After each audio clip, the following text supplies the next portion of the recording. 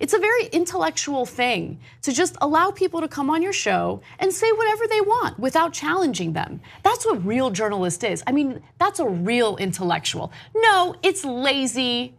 It's because you don't know anything. It's because you're nothing more than an intellectual lightweight, okay? And a perfect example of that is Dave Rubin.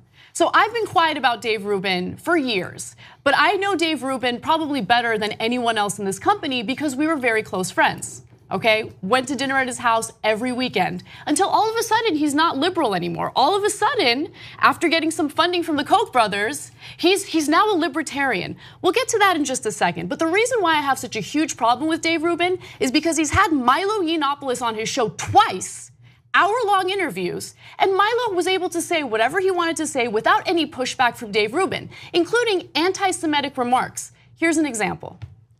Well, let me take the ultimate example, what remains the big taboo in society, which is anti-Semitism, right? Most of the generation Trump, the alt-right people, the people who like me, they're not anti-Semites. They don't care about Jews. They may have some assumptions about Jews. They may have some prejudice about Jews, like the Jews run everything. Well, we do. The Jews run all the banks. Well, we do. The Jews run the media. Well, we do. You know, I mean, they're right about all that stuff. Now, what you do with that is the issue. But the reason they go on about I don't even know where to start with that, so just go. We do. It's a fact. This is not in debate. It's a statistical fact. You know, Jews run most of the banks. Jews completely dominate the media, vastly disproportionately represented in all of these professions. That's just a fact. It's not anti-Semitic to point out statistics. But you know, you seem to have you've missed what you agree with me on feminism. Like, it's not sexist to point out statistics. I'm suggesting to you, it's not anti-Semitic to point out that these things are true. Now, the anti-Semitism on the internet. Okay, that's not remotely true. That's not a stat. That's not a fact. And if you want to see how someone challenges that deeply anti-Semitic trope, watch my interview with David Duke, where I shred him. And every time he mentions a Jewish banker, I mention a non-Jewish banker. Why? Because I actually bothered to do my homework. And I know that David Duke is a monster, and that if you're going to have a discussion with him, you have to actually rebut what he says, and you have to come with actual facts. And what does Dave Rubin do? I don't know what to say about that. Just go. No, it's actually worse than that. Dave Rubin sells it as, I'm far more intellectual, and as a result, I refuse to engage in a debate or an argument. I allow people to make their case on my show. No, you're lazy. He was lazy when he worked here. He's lazy now with his ridiculous show where he proves time and time again that he doesn't know anything. And why do I know he's lazy? Why did he really leave the Young Turks? Can I please finally tell the truth about why he left the Young Turks? He wanted to make a 6-figure salary to host a 30-minute-a-week show when everyone here, because we work for an independent news company, was getting paid far less while working 12-hour days. That's why Dave Rubin left the company. And now all of a sudden he's getting funded by the Koch brothers, and all of a sudden his opinions are very different. He has no political identity. He is not an honest actor. He is not an intellectual. He is a fraud. Plain and simple, and he's giving platforms to people like Milo Yiannopoulos on his crappy show. That's who Dave Rubin is.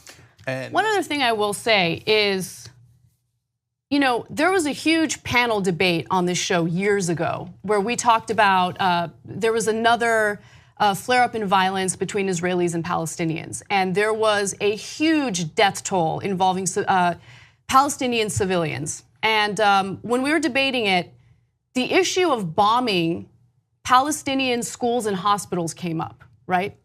Now, everyone on the panel, with the exception of Dave Rubin, disagreed with that.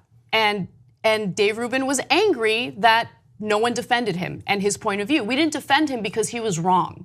You don't bomb schools and hospitals, period. You just don't. Especially if you're on the Israeli side and you have defense capabilities that the Palestinians clearly do not have. And so he was angry with us because we were against bombing those schools and hospitals. But now all of a sudden, his mind has changed to the point where he's okay with someone coming onto his program and spreading, ridiculous anti-Semitic stereotypes. So let's show the clip, because here's a guy who says his main claim to fame is he doesn't challenge anything. But when you talk about Israeli aggression, he does get quite worked up. Now, if you're an anti-Semite, go. But hey, Israel does something wrong. It apparently animated him. There aren't really rules to war. We can all intellectualize the rules to war, but there aren't really rules to war. Hamas, everything they do is against all the rules of war by shooting from civilian areas at civilian areas. So they're doing a double war crime. But I don't believe there's no rules to war. That's just that's not real. Again, it's an intellectual exercise. That was his response to the Israeli side attacking schools and hospitals with civilians in them.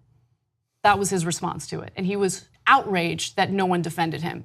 So that's who Dave Rubin is. The right wing loves him now because he's a puppet for the right wing. Again, he's funded by the Koch brothers. I'm not just making that up. I don't believe in conspiracy theories. September 21st, 2016, Rubin and Learn Liberty announced a partnership together. What is Learn Liberty?